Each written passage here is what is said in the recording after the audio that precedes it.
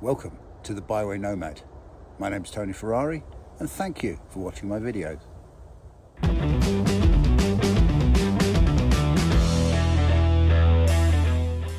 Welcome to the Byway Nomad. Yeah, it's me in here. Somewhat different video for you today. I'm going to do a bike review. Yeah, I know, that's not what Byway Nomad's all about, but I thought, why not? So here I am in a very wet Northamptonshire, and thanks to Wollaston Motors, I'm having a little test ride on the new BMW R1300 GS. And I've got the trophy model, and let's have a little look around it. So first of all, it's to my mind a very attractive looking bike. Quite different from the old 1200s and 1250s. The frame, for instance, is now a pressed steel structure, and the rear subframe, as you can see, is now aluminium. As a result, it's much lighter and much slimmed down from previous models, although it still has the familiar telelever front suspension and the single-sided swing arm and shaft drive, and of course the boxer motor, although that too is heavily revised. Now the looks have quite clearly divided opinion. In particular, the X-shaped day running lights around the headlight, and there's some other quirky things like the indicators are now built into the handguards.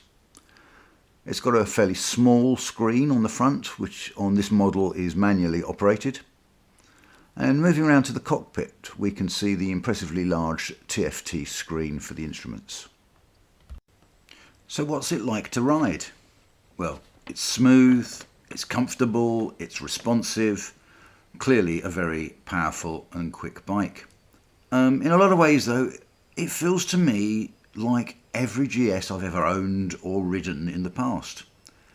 Very capable, does everything you ask of it. You could tour on it, you could commute on it, you could just go out for a Sunday scratch, and then with the right tyres you could even do a bit of gentle green laning on it. It's a heavy bike though. That weight is low down and it makes it manageable, but still a lot of kilos to heft around. As I said, it's a very smooth engine and it's got a quick shifter that the dealer raved about. But to be honest, you know, I've been doing clutchless gear changes for so many years, I really can't notice the difference. Now the big question, of course, is also, is it worth 20 grand? Don't know, jury's still out on that one.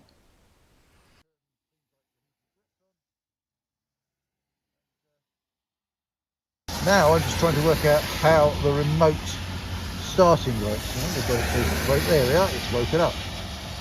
So you see, using exhaust note.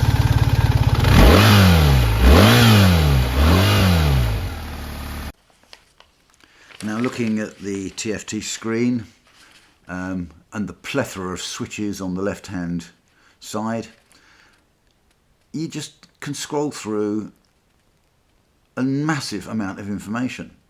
To my mind, almost too much. I mean, it took me several minutes to work out how to put the heated grips on, and whatever happened to a single switch on top of the right hand switch gear like they used to have. And trying to start it, I've got a remote key in my pocket, and eventually I found there's a button to wake it up before you can start it. But all a little bit complicated to my mind.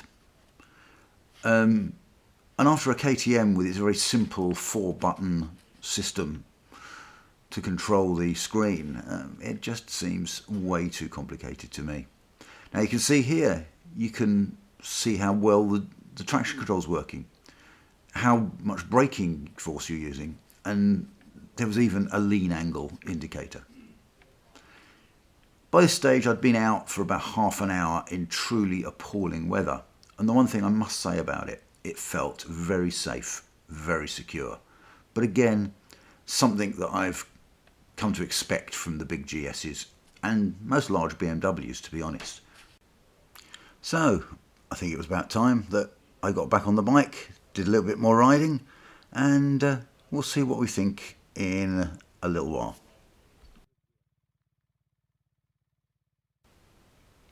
So I managed to get a few miles in after the rain stopped. Still on wet roads though, so I couldn't really explore the full limits of the bike. But yeah, I have to say, a lovely bike. Really enjoyed it. Would I spend £20,000 on one of my own money? No, I really don't think I would.